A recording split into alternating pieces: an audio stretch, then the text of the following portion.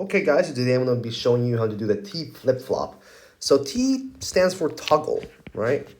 Toggle flip-flop.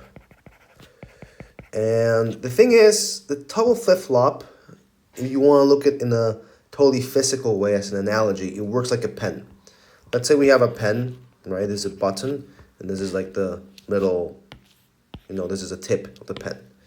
When you buy a pen and you get it, it only looks like this. However, you can press this, and when you press it, a thing goes out, the little nibble, the little ballpoint comes out, and you're able to write. Yeah? However, it stays there. It doesn't move. It just stays there. So you have toggled it. You just turned the pen on in a sense. However, if you press it again, if you press the button, this button again, then what will happen? It will retract, right? Just like a normal pen would do. And that is basically how a toggle flip-flop works.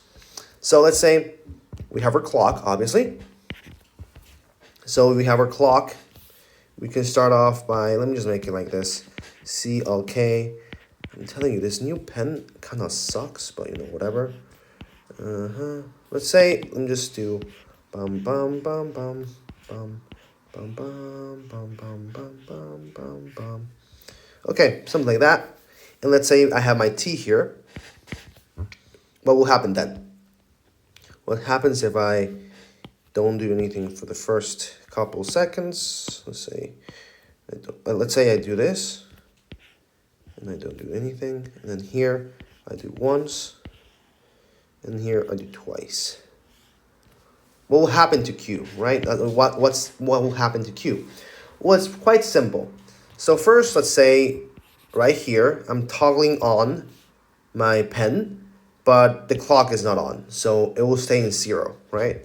So this will stay in 0.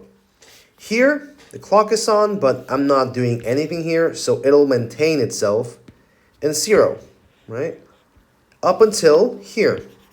The clock starts again, so I start reading the data, and then this here toggles on our thing, meaning it will go up, and it'll stay up. It'll stay up.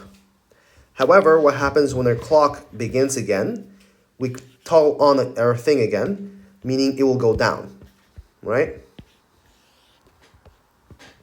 This means that although we only clicked once, right? It stays like so, just like the pen. The pen will stay open up until you press it again, right? So that's the same logic here. It has the same logic. So in that sense, if we want to look at it in the more technical way with numbers and such, let's say we have our clock is going to be 1 forever. Right now, we'll just keep it at a constant 1. We have no frequency. And then we say, hey, I want to put 1 here, right? In this case, this will turn into 0, and this will turn into 1. And then this is 0. It'll still maintain as 1 because we have not clicked it again. Let's say 10 seconds pass, and then we press again 1. What will happen then? Now the pen is like, okay, well, not the pen, but the T-flip-flop is like, oh, you toggled the button again, meaning it's going to be now 0. And that is pretty much the gist of how a T-flip-flop works. If you want to look at the truth table, it looks something more like, like this. And yeah, pretty much when you have 0, right, or 1, the Q will be freaking 1. And no, this will be whatever other state it had. So current state. It means if it's 0 or 1, we don't know, but it's just the current state. But here it's change state.